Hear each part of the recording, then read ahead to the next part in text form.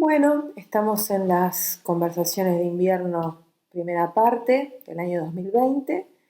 Vamos a trabajar los primeros abordajes del sexo en Lacan. Algunas personas, respecto de mi discurso de la última vez, se preguntaron a dónde quería llegar.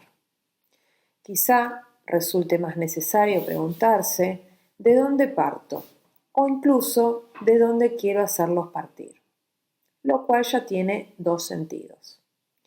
Quizá signifique partir para ir a algún lado conmigo y además también puede querer decir que se larguen de donde están. Este a dónde quiero llegar es en todo ejemplar de lo que presento respecto del deseo del otro. ¿Qué voy? ¿Qué quiere? Evidentemente, cuando uno se lo puede contestar de inmediato, uno está mucho más a gusto. Por eso, justamente en el análisis, nos esforzamos por dejar esta pregunta en suspenso. Jacques Lacan, Seminario 18. ¿Cómo no sentirnos interpelados por este epígrafe? ¿No es acaso el espíritu de nuestras conversaciones justamente ese? Preguntarnos de dónde partimos si queremos llegar a algún lado.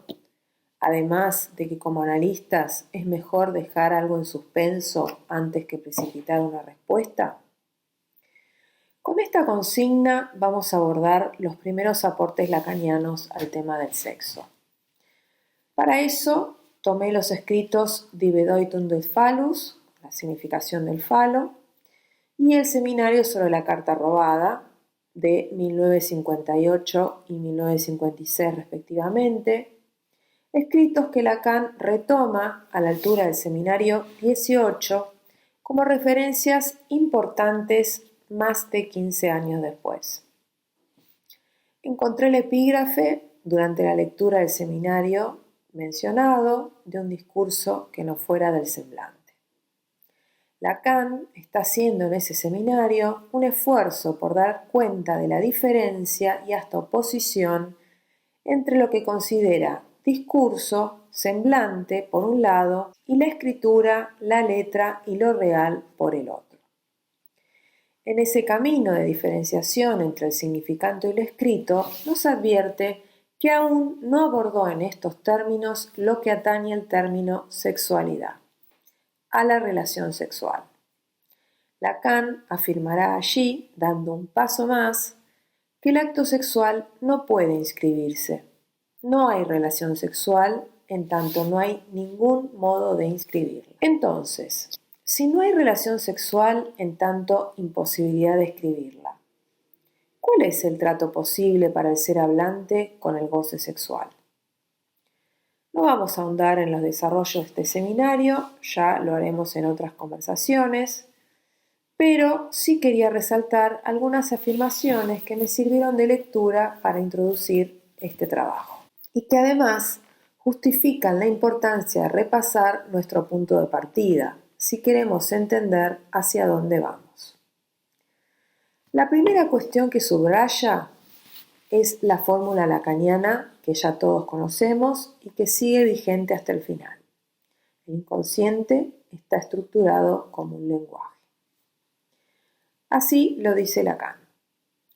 Si yo sé a qué atenerme, me hace falta decir al mismo tiempo que no sé lo que digo. En otras palabras, yo sé lo que digo es lo que no puedo decir. Es lo que nos recuerda que Freud existe y que él introdujo el inconsciente. Aun cuando no sepa lo que digo, yo sé que no lo sé. Digo que la causa de este no saber no debe buscarse más que en el lenguaje mismo. Lo que agrego a Freud, aunque ya esté patente en él, es que el inconsciente está estructurado como un lenguaje. Lo que me interesa directamente es el lenguaje, porque pienso que es con lo que trato cuando tengo que llevar a cabo un psicoanálisis. Y Lacan agrega, además, que todo uso del lenguaje se desplaza hacia la metáfora, ya que no hay lenguaje más que metafórico, es decir, juego de sustituciones. Toda designación es metafórica y solo puede hacerse mediante otra cosa. El significante es el único soporte que tiene el discurso. La segunda cuestión que me interesaba relevar, que además es solidaria con la idea de inconsciente estructurado como lenguaje, es la afirmación lacaniana de que todo lo que atañe al lenguaje tiene que ver con el sexo. Está en cierta relación con el sexo, pero especialmente en el hecho de que la relación sexual no puede inscribirse de ninguna manera. Y Lacan dice inscribirse, lo que remite expresamente a la escritura.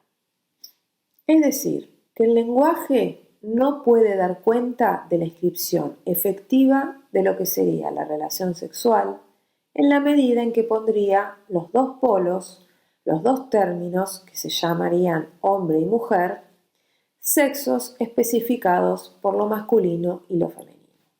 ¿En quién? En un ser que habla, que habita el lenguaje. Es decir, hay un momento donde el sujeto descubre que no hay modo de representarse sexualmente en el lenguaje. No hay significante para el sexo. Y la marca de esa falta se anota con el significante falo. Dice Lacan, no se puede escribir a la relación sexual sin poner en funcionamiento algo gracioso, a saber, lo que se llama falo. Porque justamente uno no sabe nada de su sexo. La función llamada del falo vuelve insostenible la bipolaridad sexual. Volatiliza literalmente lo que ocurre con lo que puede escribirse de esa relación. Lacan vuelve sobre la noción de falo como descubrimiento central, como punto pivote para todo lo que puede ordenarse y dominarse del goce sexual. Tanto el hombre como la mujer se encuentran en un atolladero respecto del goce, y es el significante falo el único que puede aportar algún orden, alguna significación, a aquel fondo indecidible de la relación sexual.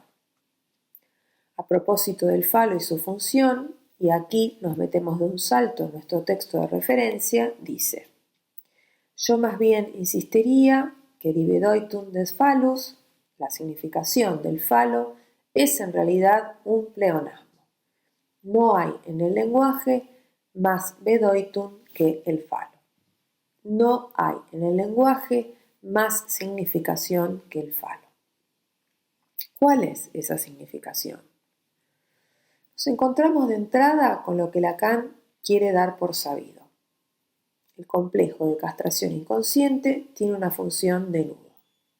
Así empieza su texto. Función que adelanta y es la que permite la instalación en el sujeto de una determinada posición inconsciente, sin la cual no podría identificarse con el tipo ideal de su sexo, menos aún responder a las necesidades de su partener en la relación sexual e incluso acoger al niño producto de esta última. El desarrollo de este nudo es lo que nos convoca hoy. De la lectura de los textos freudianos que abordan las vicisitudes del complejo de Edipo y sus consecuencias, surge la pregunta de por qué la asunción del sexo y sus atributos solo puede realizarse a partir de una amenaza o de una privación. Más aún, Freud deja en claro, y esto Lacan nos lo recuerda, que el complejo de castración introduce en la sexualidad humana un desarreglo esencial, cuyas secuelas configuran un punto irreductible en lo que hace a la posibilidad de un análisis finito. Para él, hay algo inelaborable del complejo de castración, el inconsciente masculino y de la envidia del pene en el de la mujer. En esta línea, Lacan no se aleja ni un ápice de la concepción freudiana sobre la importancia de la fase fálica articulada con el complejo de Edipo y castración.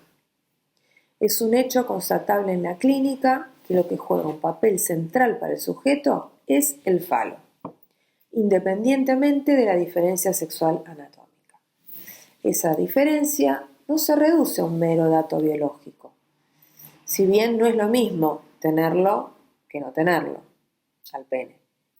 Especialmente para la mujer, quien anota esa diferencia de una manera particularmente espinosa.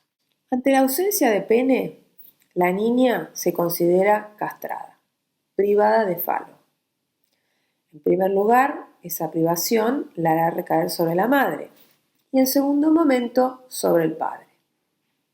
La madre es considerada por el niño de ambos sexos como madre fálica, es decir, provista de falo. La castración, como operación, deviene eficaz solamente cuando recae sobre el falo materno, es decir, cuando opera en la madre, quien recién ahí es significada como castrada.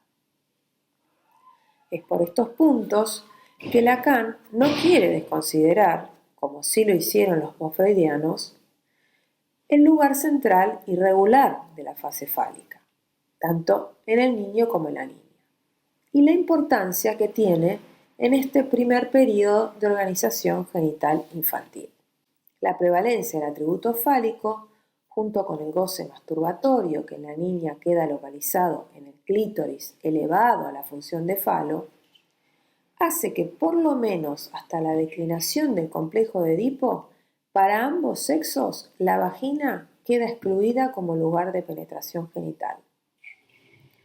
Sabemos que a la altura de lo que Freud planteaba como organización genital infantil, la polaridad que cuenta para los sujetos es fálico o castrado. Este recorrido que Lacan hace de los desarrollos freudianos sobre la sexualidad le sirve a dos propósitos. Por un lado, discutirle a los postfreudianos los desvíos teóricos en los que escurrieron. Recordemos a Jones, Karen Horney, etc. Y por el otro, introducir lo que para él es lo determinante en la relectura que hace de Freud, a saber, la postulación del falo como un significante, no cualquiera. Nada que no esté ya prefigurado en los desarrollos freudianos.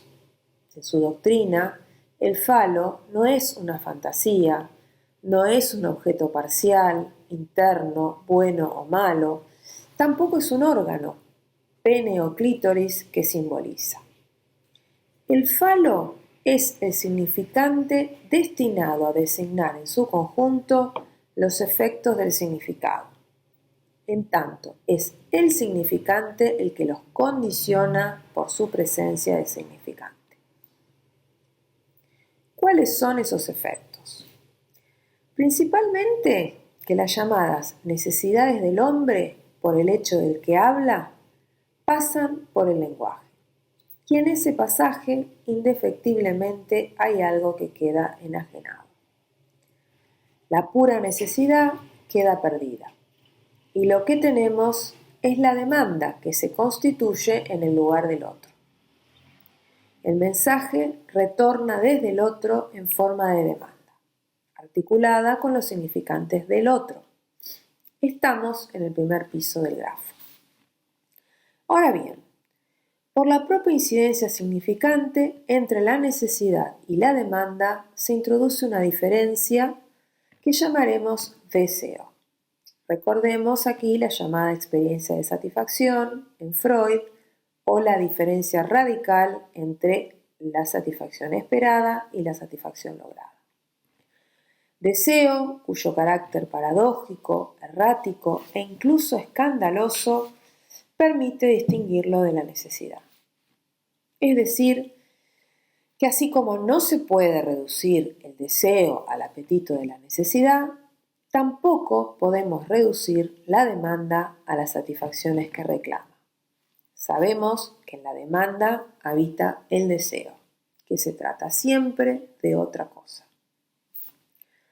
Si tomamos la relación madre-niño, la demanda será presencia o ausencia. El otro primordial se constituye en aquel que es capaz de privar o de colmar las necesidades del niño, convirtiendo a los objetos que hasta entonces eran puros objetos de satisfacción en objetos de don. O sea, que no valen por lo que son, sino por ser signos del amor del otro.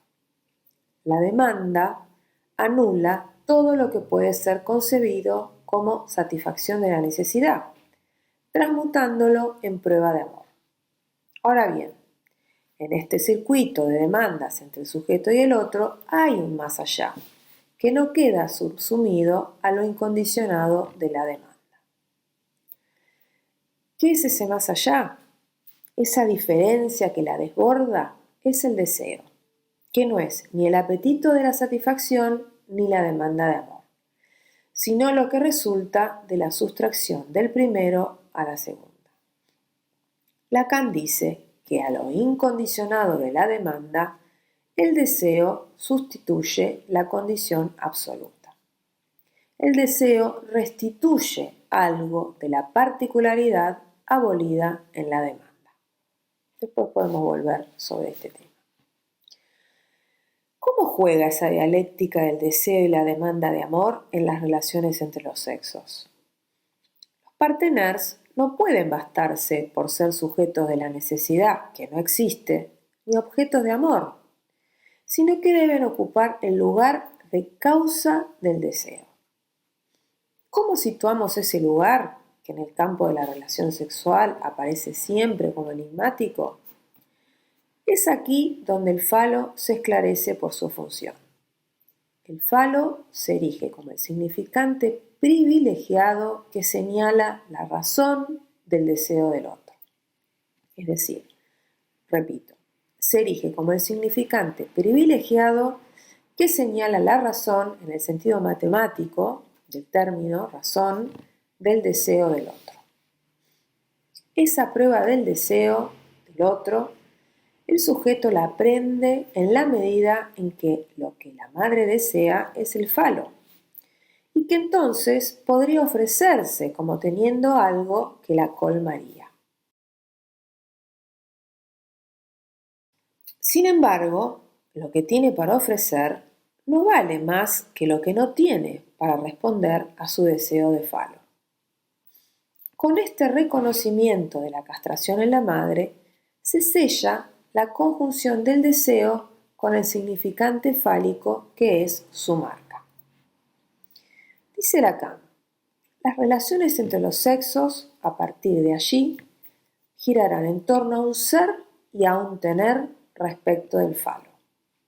Y será en la dialéctica de la demanda de amor y la prueba del deseo donde se ordenará su desarrollo. Vamos a hacer algunas consideraciones finales de este texto.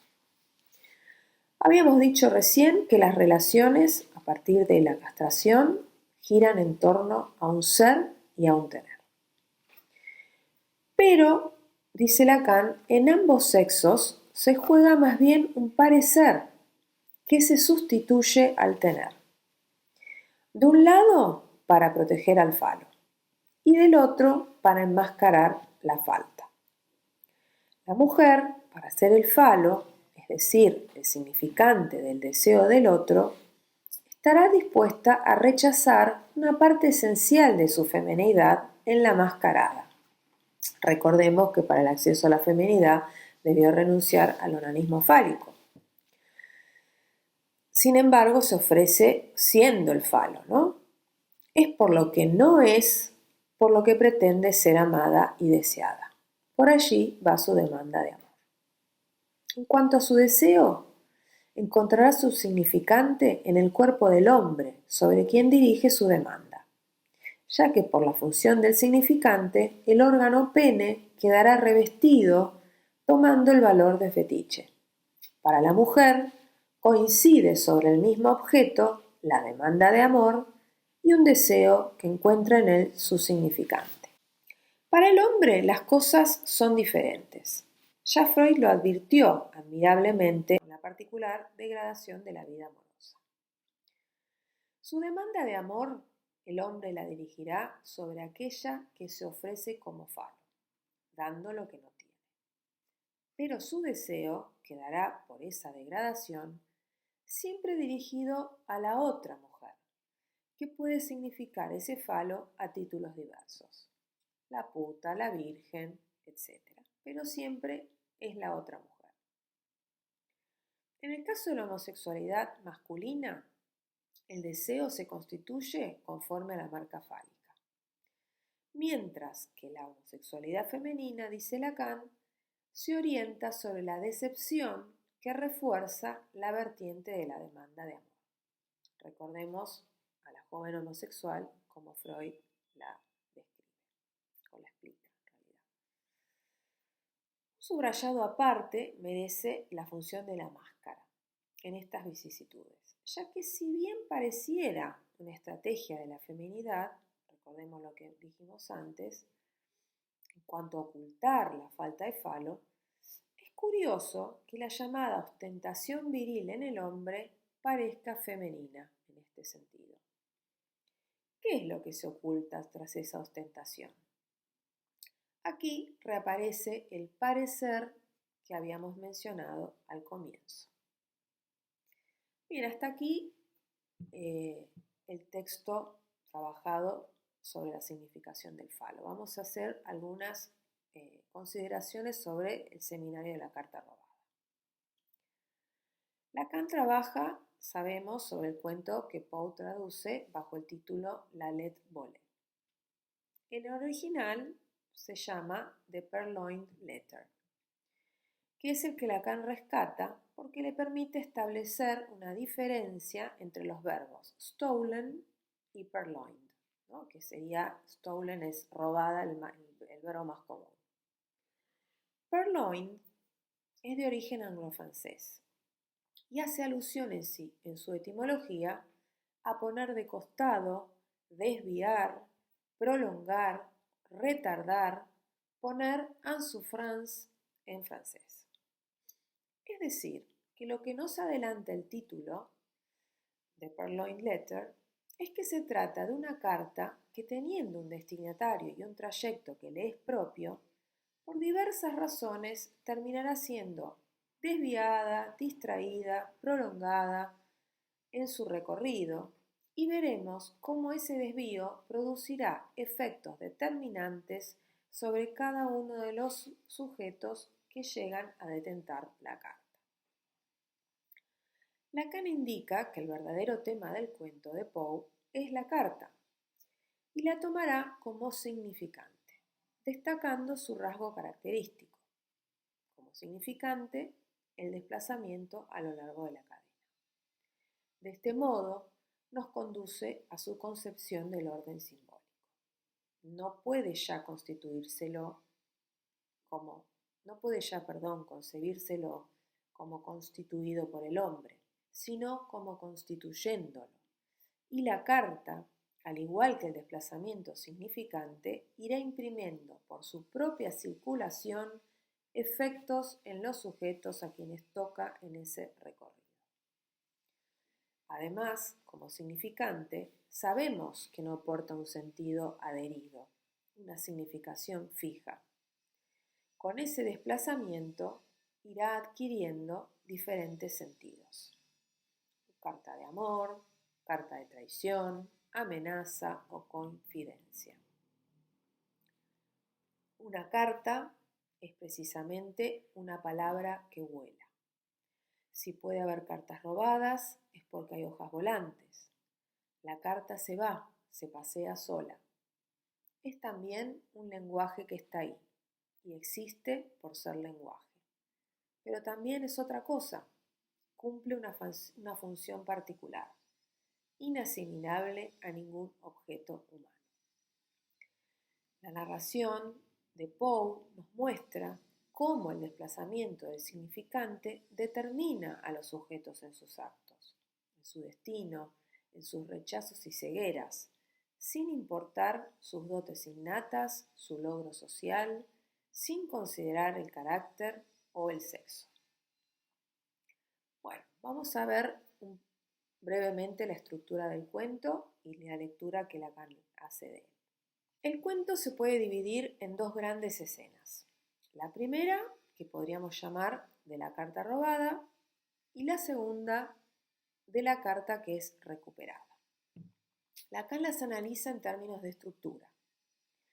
Será la carta, en su faz significante, la que rija las entradas y los lugares asignados a los sujetos que la detentan, lugares que se irán relevando en los sucesivos desplazamientos de la acción. En cada escena se trata de una decisión, qué hacer con la carta, que concluye en el momento de una mirada.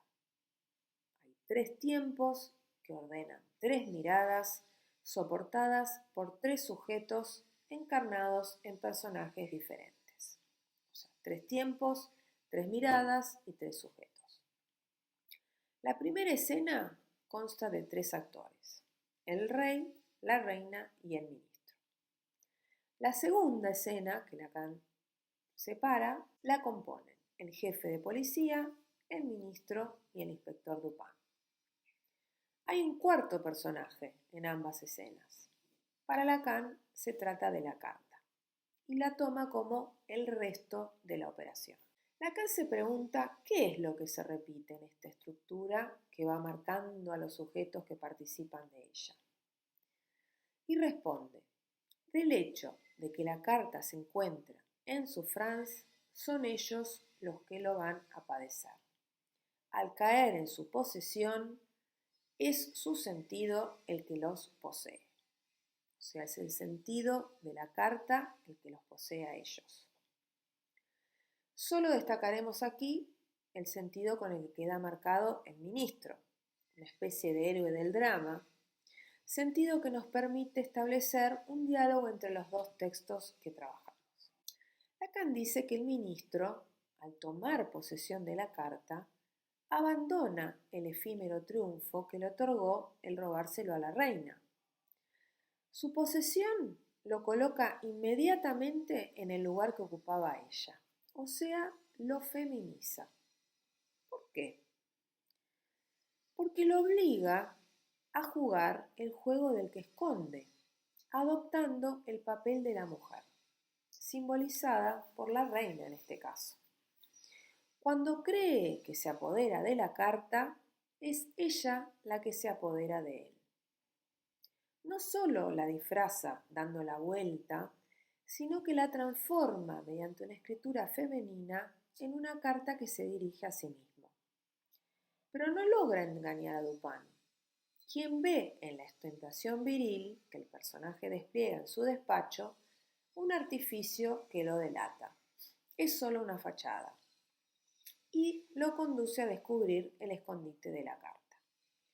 Sabemos cómo sigue el cuento. El inspector la sustituye por una nueva que porta un mensaje inesperado para el ministro. Como habíamos dicho más arriba, en relación al significante fálico y a la castración, se trata más de un parecer que de un tener o ser. En cuanto al ministro, el momento en el que más poderoso se cree es también aquel que más evidencia su debilidad, posición que Dupin aprovecha no solo para hurtarle lo que cree poseer, sino además para asestarle el golpe final con los escritos, los versos que le deja en el sobre, dándole así a la carta un nuevo sentido. Sin duda, es un arma de doble filo, poderosa en tanto y en cuanto se mantenga en la indeterminación, en el no uso. Pero bastará con ponerla en juego, y de eso se encargó magistralmente Dupin, para que le toque el turno al ministro de recibir su propio mensaje en forma invertida. Es decir, si quisiera hacer uso de la carta, padecerá las consecuencias de sus actos, pagar al contado, encontrarse con su propia castración. Es que una carta, incluso robada, llega siempre a su destino. Bueno, gracias.